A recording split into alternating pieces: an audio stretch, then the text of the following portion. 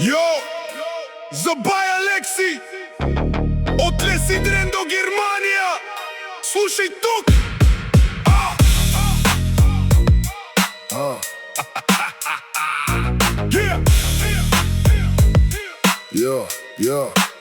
От Лесидрен се почна, от българска земя. Едно момче с чест, с дух и с мечта. Замина за Германия, съдбата си кове, но патриот душата с мъжко сърце. В Адидас се срещахме пред кожения чувал. Всеки от нас здраво за победа е жадувал.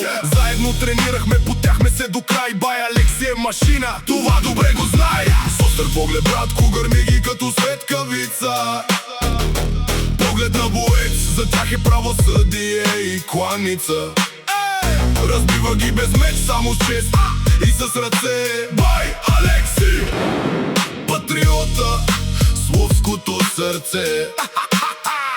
Приятели за винаги, в огъня калени, с българска кръв във вените, за битки родени.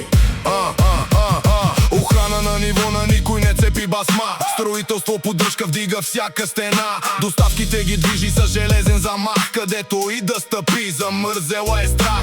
Бачка здраво вярно, не знаещо умора. Пример е за всички, уважаван от хората. Но най-голямата победа, дето вдигна го нагоре. Семейство си създаде, истински войн и вожде. Остър поглед, братко, гърми ги като светкавица.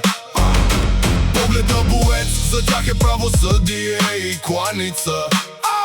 Разбива ги без меч, само с чест и с ръце. Бай Алекси, патриота с лъвското сърце. Приятели за винаги, в огъня калени, с българска кръв във вените, за битки родени. Разбива живота, не чака на готово. За неговата чест аз вдигам това слово. Да си жив и здрав, Алекси, още 100 години! Лесидрен се гордее, Германия те знае. Истинският българин до края си остава. Жив и здрав, братко, още 100 години! Алекси, патриота.